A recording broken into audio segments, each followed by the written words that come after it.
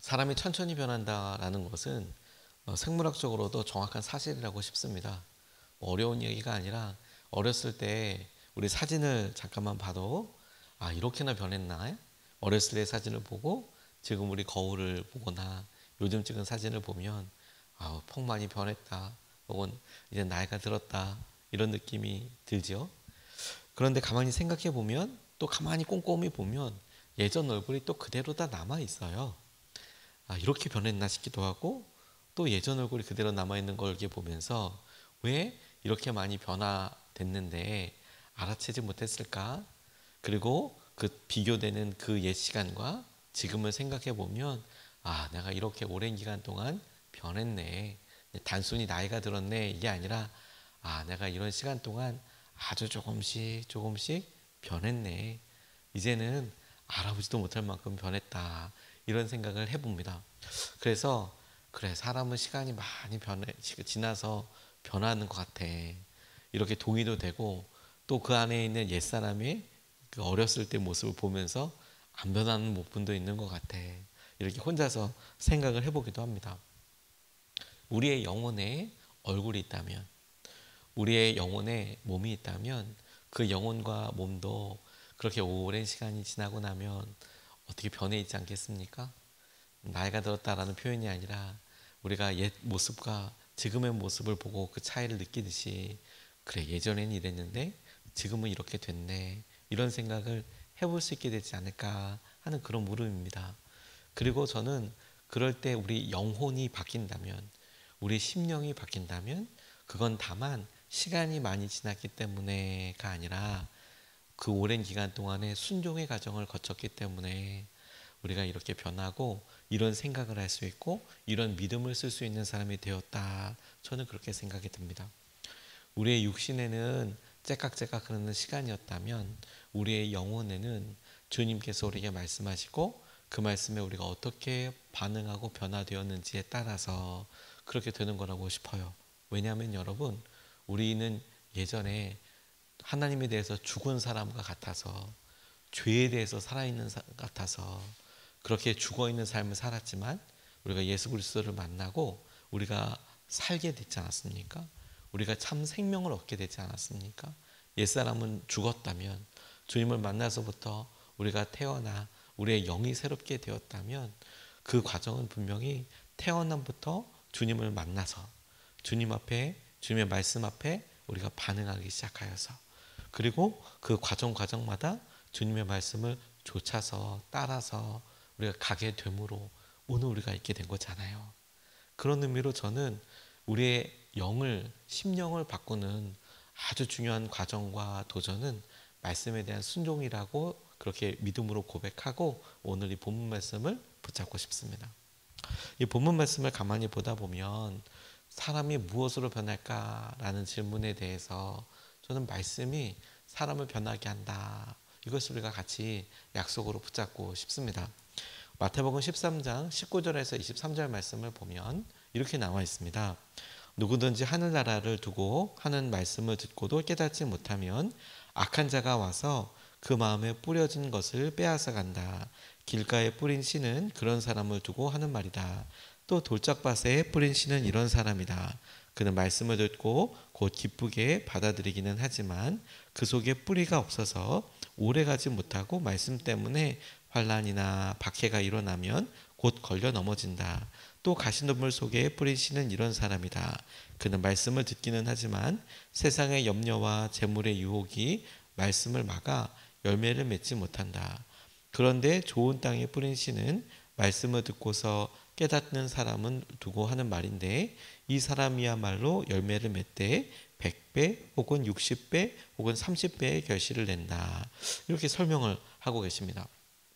주님께서 하신 비유에 당신께서 직접 이렇게 설명을 하신 부분인데, 말씀이 땅에 떨어져서 그 말씀을 깨닫고 그것을 행하는 사람을 두고 하는 말이다. 말씀을 듣고서 깨닫는 사람을 두고 하는 말이다. 그리고 열매에 대해서 100배, 60배, 30배라고 말씀하신 이유는 깨닫고 그 말씀대로 행하는 것을 하나님께서 열매라고 이렇게 말씀하신 것이겠죠. 그러니 여러분, 사람은 말씀에 반응하는 것으로 변하는 거예요. 오늘도 여러분, 우리가 우리 삶의 중요한 일, 의미 있는 일을 생각해 보면, 아니, 뭘 해야 되고 뭘 해야 되고 뭘 해야 되고 이렇게 있고, 하루가 지난 다음에 오늘 뭐 했나, 그냥 출근했다 뭐 했다, 일상적인 것들도 있지만 그 중에서 우리가 잘 때 기억에 남는 거, 이거 꼽을 수 있는 게 없을 수도 있고 있을 수도 있겠지요. 이건 우리가 생각했을 때 느꼈던 마음의 중요도 혹은 마음의 피로도, 피곤하다, 이런 걸로 우리가 생각할 수 있을지 모르겠지만, 하나님께서는 오늘 우리가 이렇게 지나면서 말씀에 순종한 것으로 너희가 말씀을 깨닫고 100번이나 순종할 수 있는 그런 좋은 사람이었더냐, 좋은 땅이었더냐, 30배나 열매 맺는 참 그런 좋은 땅이었더냐, 이렇게 우리를 평가하실 거라는 거예요. 그러니 여러분, 우리가 마주하는 모든 순간을 우리가 하나님 앞에 열매를 맺어드릴 수 있는, 곧 말씀에 순종할 수 있는 그런 시간이고 그런 기회가 되는 것이죠. 우리 주변에 당장에 커다란 환난과 박해가 없다고 하더라도 세상의 염려와 재물의 유혹과 같은 가시덤불이 우리가 그래 이렇게 좀 살아보자라고 하는 열매를 맺도록 하는 그런 기회를 막는 거라고 싶어요. 그런 의미로 여러분, 우리가 9.18 축제, 새생명 축제를 보면서도 우리가 우리의 일상과 믿음 생활에 아주 그냥 루틴이 일상에 있지 않습니까? 여기에 조금만 더 이렇게 하는 게 하나님의 뜻이지, 평소 때 하는 것보다 더 주님을 바라보고 더 주님 앞으로 조금만 이동하려고 하는데도 우리의 마음속에 얼마나 많은 고민과 질문들, 그리고 불편함이 생기는지 몰라요. 근데 여러분, 그건 그냥 불편함이 하나 생겼다, 이런 일이 하나 있다라고 생각하지 마시고, 그 일을 넘어서기 위해서 우리가 끊임없이 말씀으로, 아니야, 이게 주님의 뜻이 맞아, 아니야, 이렇게 해보는 게 맞아, 이게 주님의 뜻이야 라고 하는 과정을 생각해 보면, 그 일 한번 순종하는데도 우리가 100번이나 60번이나 30번이나 말씀대로 고쳐 의지하고 고쳐서 다짐하지 않으면 안 되는 하나님의 말씀을 맺어가는 과정이에요. 그럴 때 결론은 어떻게 된다고요? 주님의 말씀대로 순종하게 되는 것, 이거 되게 중요한 거죠. 우리가 방향을 잃었다, 말씀 생활할 때, 혹은 우리가 믿음 생활할 때 어떻게 하면 열심히 회복되고 어떻게 하면 주님의 은혜를 누릴까, 이럴 때는 우리에게 믿음이 없어서라기보다 우리에게 이미 많은 세상의 것들이 무게로 혹은 충격으로 다가와서 무뎌진 거거든요. 그러면 여러분, 칼도 한번 싹 칼날을 갈고 나면 새 칼처럼 잘 잘리듯 우리의 삶에도 영적으로 영점 조정을 하듯이 딱 중요하게 생각할 방법이 뭐냐면, 어떤 경우에도 말씀을 보니 사랑하라, 이런 말씀들은 사단이 할 이야기가 아니잖아요. 주님이 하신 얘기가 너무 분명하잖아요. 전도해라, 주님의 말씀대로 이렇게 따라라, 이런 말씀들은 이건 사단이 하는 말이 아니지. 그건 100% 주님의 복음을 전하는. 그러니 우리의 의지를 쫙 빼고, 그래, 이 일을 할까 말까 이런 고민은 얼마든지 할 수 있지만, 어떤 경우라도 이건 주님의 말씀이 맞아라고 생각되는 그 일을 향하여 내가 한 걸음 내디디려고 보면 우리 안에 불순물 같은 것들이 쫙 다 떨어져 버리게 되는 거예요. 아주 큰 유조선들, 아주 큰 군함도 이렇게 보니까 이런 외양에 따개비들이 붙는 게 아주 큰 어려움이라고 하더라고요. 저도 이렇게 뉴스를 보고 이런 걸 보다 보니까 그렇게나 멋지고 그렇게나 큰 군함이고 그렇게나 큰 유조선인데, 이게 바다에서 6개월 떠 있고 뭐 1년을 혹은 더 몇 년을 떠 있을 수도 있지 않습니까? 그러면 아주 작아 보이는 그냥 조개, 따개비 종류들이 그 밑창에 이렇게 붙는데요.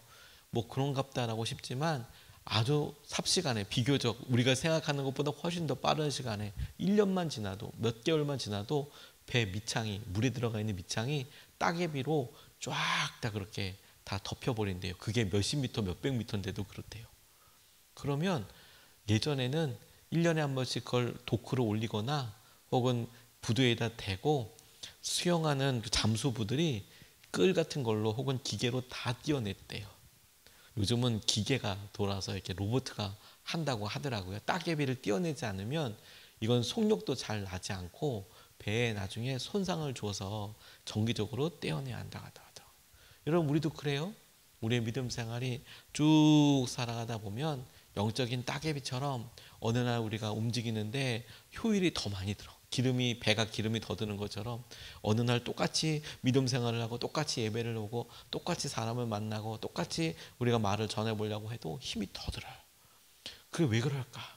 이걸 단순히 많이 했기 때문에가 아니라 우리 영적인 따개비 같은 게 있는가 보다. 그걸 잘 제거하는 거죠. 그게 말씀에 따라서 새롭게 조정하고 한 걸음 나아가는 길이라니까요. 다시 한번 여러분, 우리를 바꾸게 하는 것은 말씀에 대한 순종이에요. 그걸 붙잡고 나아가게 되는 거예요. 오늘도 우리가 그 일에 마음을 모으면 좋겠습니다. 두 번째로 오늘 본문처럼 우리의 삶은 말씀으로 지어져 가는 집과 같구나. 사람은 어떻게 변하냐? 말씀에 순종하는 것으로 변하게 되더라. 이건 우리가 살아가는 삶을 비교적 짧은 시간, 순간으로 봤을 때 그렇고 우리의 삶 전체를 본다면 그렇게 한번 순종하고 마치 벽돌 하나 쌓는 것처럼 우리의 삶 전체는 든든한 반석 위에 예수 그리스도 위에 집을 쌓는 것처럼 우리는 순종의 집을 짓는 사람들이구나. 이렇게 그려보면 오늘 하루가 정말 소중하겠다라고 싶어요.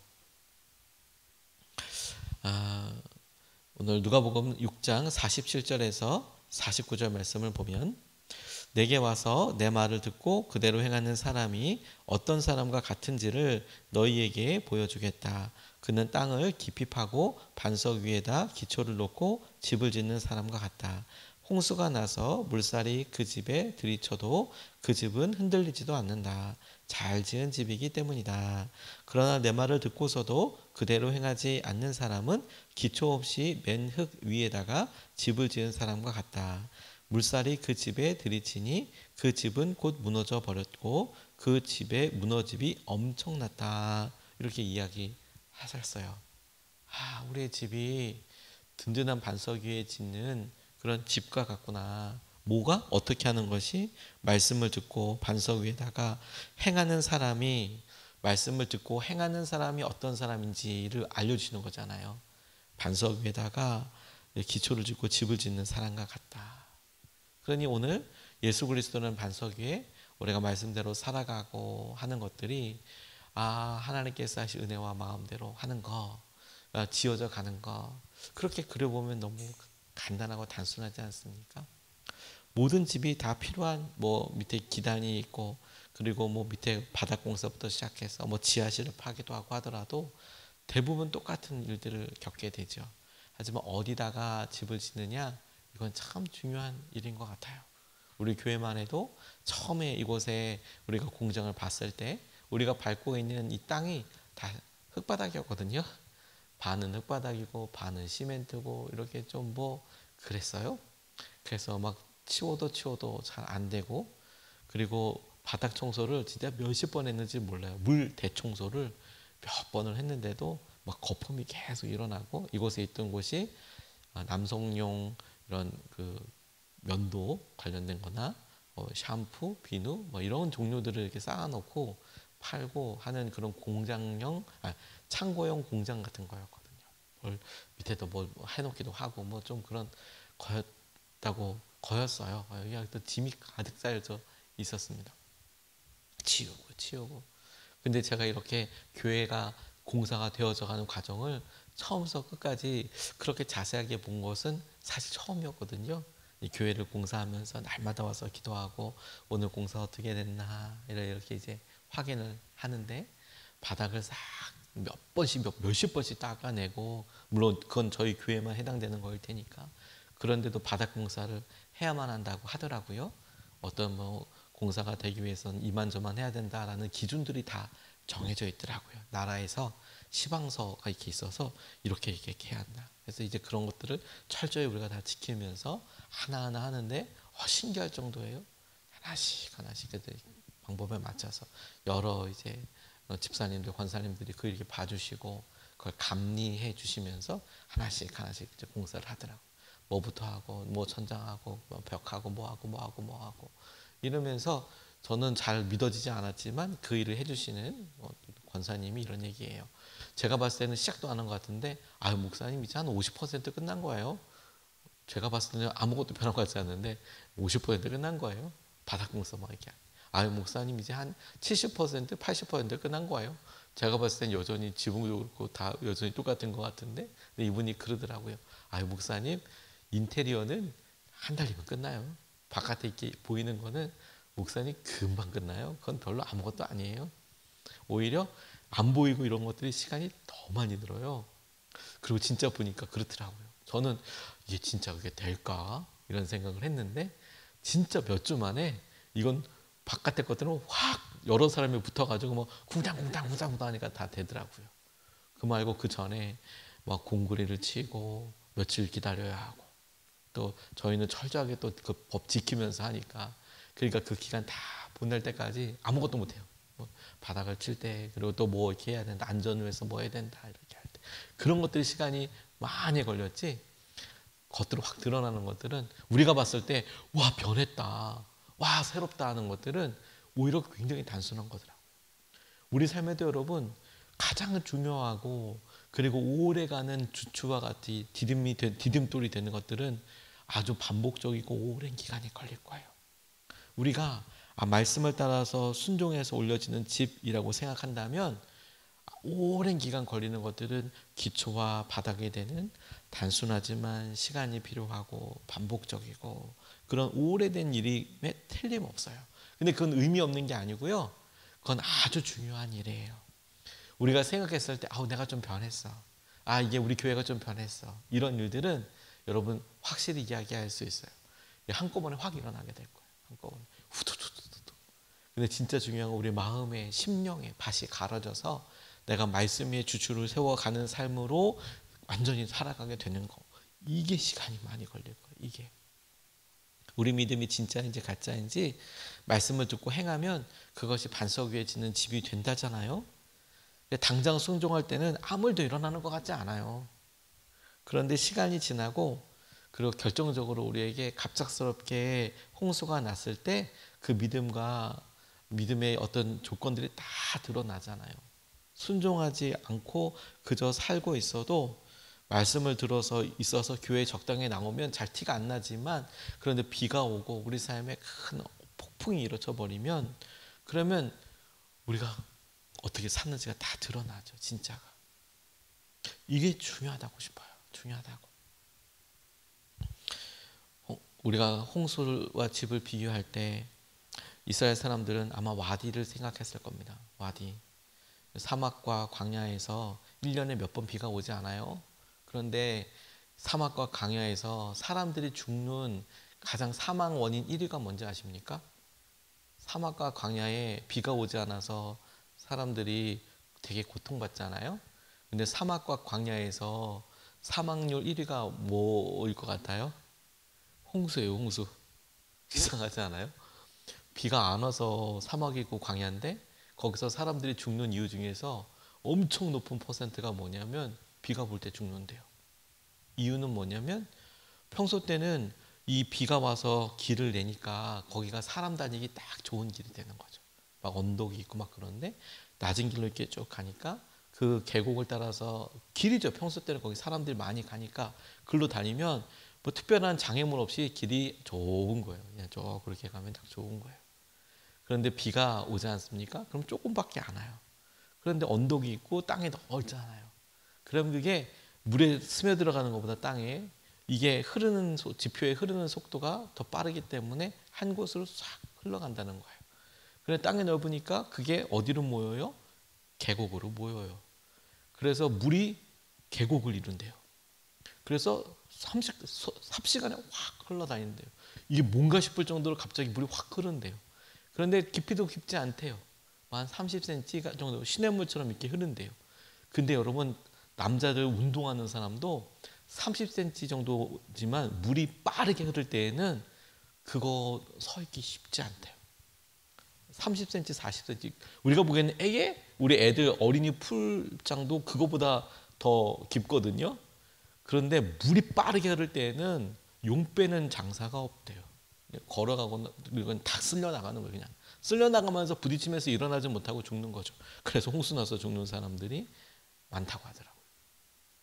우리 삶도 여러분, 우리가 오랫동안 있었던 여러 삶과 믿음의 일들이 어떻게 부러지지 않습니까? 아주 큰 어려움과 환란 때문에도 우리가 지칠 수 있지만 사실 그렇게 우리도 모르게 하다가 평소 때라면 아무렇지 않을 한 무릎 정도 되는 영적인 시험에 그냥 훅 넘어져요. 근데 이상한 건 못 일어나 버려요. 못 일어나 버려요. 그러면 너무 안타깝게 그냥 그대로 생을 다할 수 있는 거죠. 우리 믿음이 딱 그래요. 그러니 여러분, 오늘 말씀의 경고처럼 우리가 어떻게 하겠습니까? 우리의 주추를, 우리의 반석을 말씀 위에, 예수 그리스도라는 영원히 사라지지 않는 반석 위에 어떻게 쌓아나가요? 말씀의 순종함으로 쌓아나가요. 튼튼히 튼튼히. 그러니 오랫동안 순종하게 되는 일을 낭비라고 생각하지 말고 그 일을 하나님께서 정말 흡족하게 원하시는 튼튼한 집을 짓는 시간으로 우리가 삼고 믿으면서 오늘을 의미 있고 아름답고 무엇보다도 하나님께서 기뻐하시는 하루로 보내드리는, 올려드리는 그런 하루가 되시기를 주님의 이름으로 축복합니다.